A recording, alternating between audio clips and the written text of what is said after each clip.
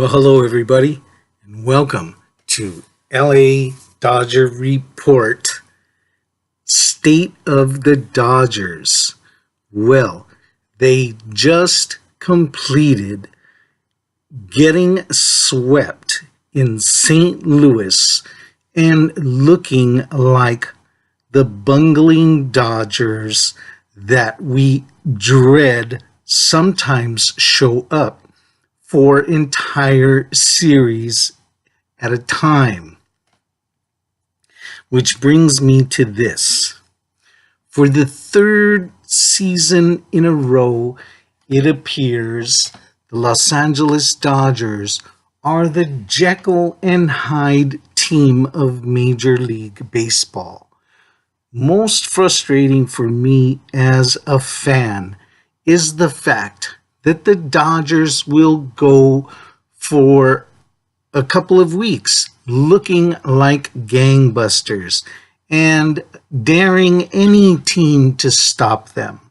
The Dodgers came out of the gates this season exactly that way, and many of us were fooled into thinking this team, although of course impossible to steamroll an entire season, but we thought this team was going to be different and it was going to steamroll, at least when it wasn't being pretty good.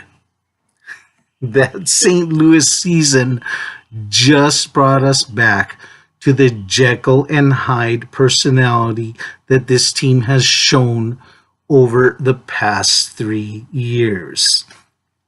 They got to St. Louis and the Cardinals just beat up on them. The Dodgers beat up on themselves, and the Dodgers pitching staff didn't beat up on anyone. Speaking of that, the Dodgers pitching staff in St. Louis gave up over the 4 games 4 runs, 7 runs. And then the Dodgers scored 7 runs today, which should have been pretty good because actually that's, one of the spots where the Dodgers fell apart was in hitting. But we'll get back to that in a second. Dodgers gave up pitching, gave up 4 runs, 7 runs. Today, the Dodgers managed to score 7 runs. Should have been enough to win? No. Dodgers pitching gave up 11 runs.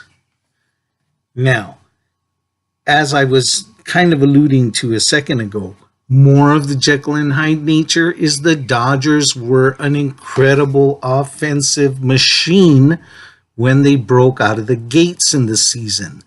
They got on the road and they lost the feel for their bats.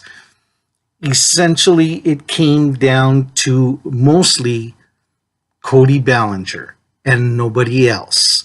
Cody leads the team in stats across the board offensively, and he didn't cool off very much in St. Louis. But without much help behind him, one man's bat wasn't going to carry the team through that series when there are no pitching arms. Which brings us to something also that the Dodgers are repeating for their 3rd year in a row, and this year it's the worst. The Dodgers have a subpar bullpen, and their front office doesn't seriously recognize it or address it in any kind of way that makes a difference. This year being the worst. As we come out of the gates, the bullpen, even when the Dodgers were being offensive monsters, the bullpen was giving cause for concern because the Dodgers are putting up big numbers, but a few times too many, the bullpen either lost the game or made things way closer than they should have been. That continued to happen through St. Louis. And as a matter of fact, what happened was Dodger bullpen ERAs went through the roof. Baez at a 5 ERA is one of the most respectable. 5 for a relief pitcher. Yimi Garcia, 10.8, almost 11. Caleb Ferguson, 13. Brock Stewart, 18. I mean, the Dodgers bullpen is just bleeding all over the field. They come out of the bullpen bleeding. Now, what have the Dodgers done about that? They recognized it, and they have made a couple of changes. Chargois was taken out and sent away. Dennis Santana was introduced. Somebody new, I forget his name, was introduced today, came in and pitched. And we're seeing auditions now. First few weeks of the season, and we are already seeing auditions for the bullpen. This isn't good news. So that's where the Dodgers are right now. As pitching, very iffy.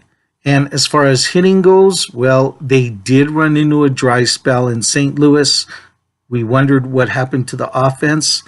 They showed up again today, and they started hitting again today, and hitting with power and scoring runs. They did put up 7 runs, but alas, the pitching did them in, and they still lost 11-7. But it looks as though perhaps the bats might be coming around. Now, what's the good news? The Dodgers are coming home, and home cooking usually does well for the boys in blue. So we're looking for the Dodgers to open a series starting tomorrow against the Milwaukee Brewers, which brings us a little bit more good news. Last season, the Dodgers had a heck of a competitive series against the Brewers in the playoffs.